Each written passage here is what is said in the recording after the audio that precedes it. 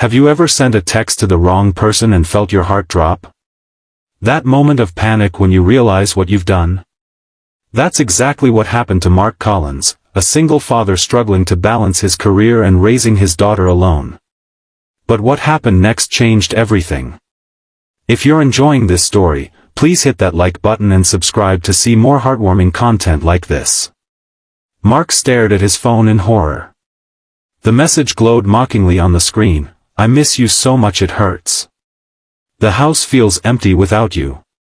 The text that was meant for his daughter, away at her first sleepover, had instead been sent to his boss, Catherine Reynolds. His finger had slipped on the contact list, and now his professional life was potentially in ruins. No, no, no, he muttered, pacing his small living room.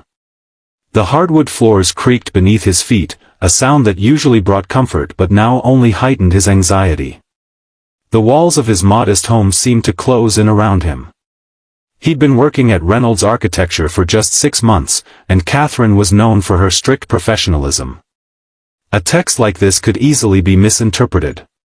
Mark collapsed onto his worn leather couch, the same one he and Sarah had picked out together before cancer took her 3 years ago. Since then, it had been just him and 8-year-old Emma, navigating life without the woman who had been their compass. He ran his hands through his disheveled brown hair, wondering how to explain this to Catherine on Monday. His phone remained silent. No response. Maybe she hadn't seen it yet. Maybe he could explain before things got awkward. He considered sending another text to clarify, but feared making things worse. The weekend dragged on. Mark tried to distract himself by cleaning the house, catching up on work projects, anything to keep his mind off the impending Monday morning confrontation. Sunday evening, he picked up Emma from her friend's house, her excited chatter about the sleepover temporarily lifting his spirits. "Daddy, we stayed up until 10 watching movies," Emma exclaimed, her blue eyes, so like her mother's, wide with excitement. 10? That's practically midnight for you, kiddo, Mark replied, forcing a smile. Emma didn't need to know about his work worries. After tucking Emma into bed, Mark sat at the kitchen table with his laptop open, trying to prepare for tomorrow's presentation.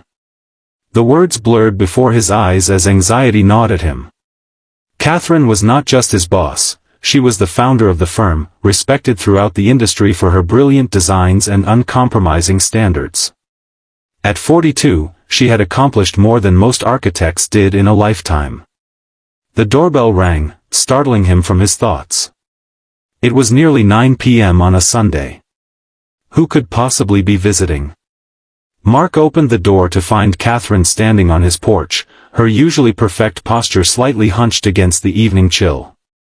Her dark hair was pulled back in a casual ponytail instead of her typical professional bun, and she wore jeans and a simple sweater rather than her customary tailored suits.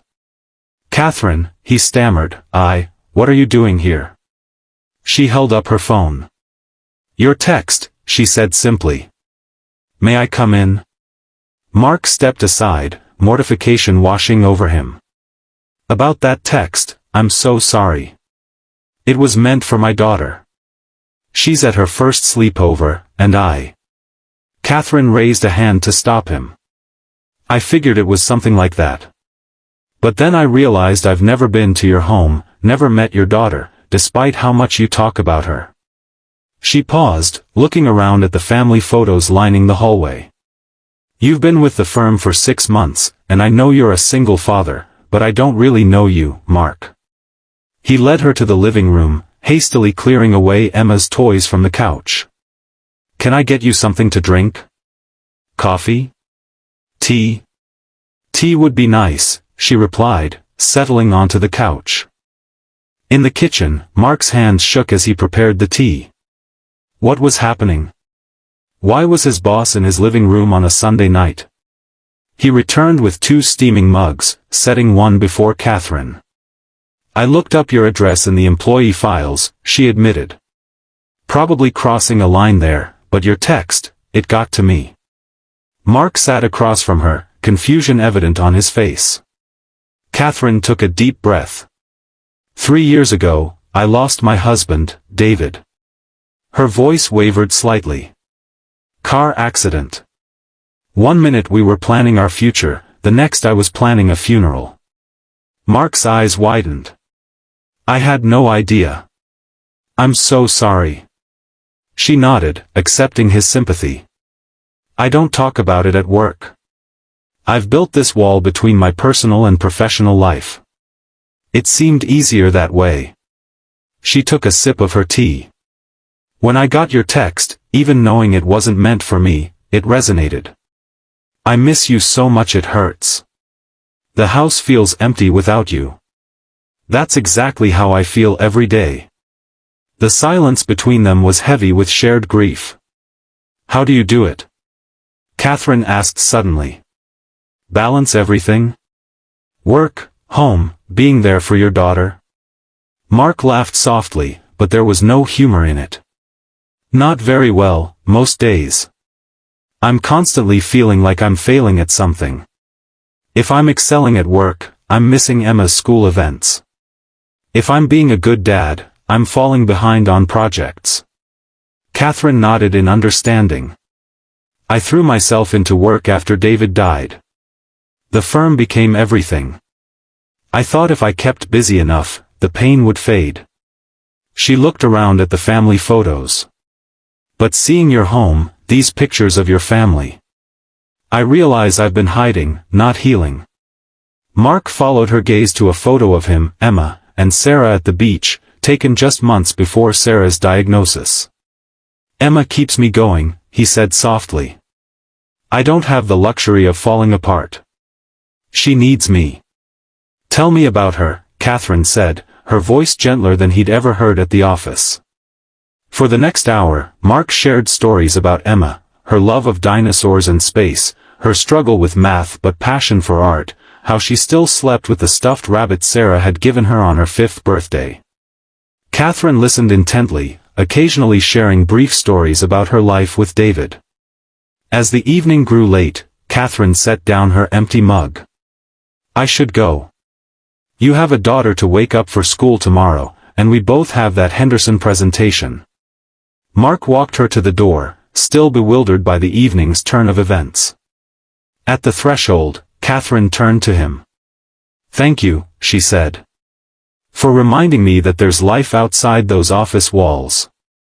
Thank you for understanding about the text, Mark replied. I was dreading Monday morning. Catherine smiled, a genuine smile that transformed her usually serious face. Then she leaned closer and whispered, it's okay to miss her. But it's also okay to start living again. I think I needed that reminder as much as you might. Before Mark could respond, she was walking down his driveway to her car, leaving him standing in the doorway, her words echoing in his mind. Monday morning arrived with the usual chaos of getting Emma ready for school. As Mark helped her with her backpack, she asked, who was that lady last night? I saw her from my window. That was my boss, Mark replied, surprised Emma had noticed. Is she nice? She looked nice. Mark considered the question. Yes, I think she is. In her own way.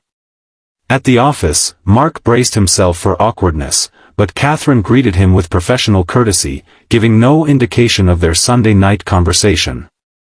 The Henderson presentation went smoothly, with Catherine even complimenting his design modifications in front of the clients. As the weeks passed, subtle changes occurred. Catherine implemented a new flexible work policy that allowed employees with families more work-from-home options. She began hosting monthly team dinners, creating space for colleagues to know each other beyond their professional roles. For Mark, the most significant change came when Catherine stopped by his desk one Friday afternoon. The Children's Museum is hosting a special exhibit on space exploration this weekend, she said casually. I remember you mentioning Emma's interest in astronomy. I have 2 tickets I won't be using. Mark accepted the tickets gratefully. Emma was ecstatic about the exhibit, chattering non-stop about planets and astronauts the entire weekend. The following Monday, Mark placed a coffee on Catherine's desk along with a handmade thank you card from Emma, decorated with stars and planets. Catherine's smile when she saw it lit up her entire face. A new routine developed. Catherine would occasionally share resources for Emma's interests, books on dinosaurs, information about art classes, science camp opportunities. Mark would update her on Emma's activities and achievements. Their conversations remained professional but warmed with genuine interest and care. 3 months after the text message incident, Catherine invited Mark and Emma to join her for dinner. Just as friends, she clarified. I've realized I've been isolating myself for too long. Emma and Catherine connected immediately, bonding over a shared love of architecture and design. As Emma enthusiastically explained her Lego construction techniques, Mark watched Catherine's face soften with genuine interest and affection. Walking Catherine to her car after dinner, Mark found himself saying, "Thank you for tonight. Emma hasn't connected with an adult woman like that since Sarah." Catherine's eyes glistened in the streetlight. "She's an extraordinary child. You're doing an amazing job with her, Mark." "Some days I'm not so sure," he admitted. "That's how you know you're a good parent," she replied. "The bad ones never question themselves." Before leaving, Catherine turned to him. "That text you sent by mistake? It was exactly what I needed to hear, even though it wasn't meant for me. It reminded me that I'm not the only one carrying grief, that connection is still possible." She hesitated, then added, "I've been hiding in my work, using my position as a shield. Thank you for accidentally helping me see that." As summer turned to fall, Catherine became a regular presence in Mark and Emma's life. Professional boundaries remained at work, but evenings and weekends often found the three of them exploring museums, trying new restaurants, or simply enjoying quiet evenings at Mark's home, with Emma showing Catherine her latest art projects. One evening, as Emma slept and Mark and Catherine sat on his back porch watching the stars, Catherine confessed, "I never thought I'd find this again, this sense of family, of belonging." Mark reached for her hand, a gesture that had become natural over the months. "Neither did I. After Sarah died, I thought that part of my life was over." "Are we crazy?" Catherine asked. "Office romances are notoriously complicated." Mark laughed softly. "Probably. But I think we've earned the right to be a little crazy." A year after the misdirected text, Mark stood in his kitchen preparing dinner while Emma set the table and Catherine helped, the three moving around each other with the comfortable rhythm of family. His phone buzzed with a text. It was from Catherine, standing just feet away from him. "I love you," it read simply. He looked up to find her watching him, a smile playing at her lips. He typed back quickly, "I love you too. And this time, I meant to send this to you."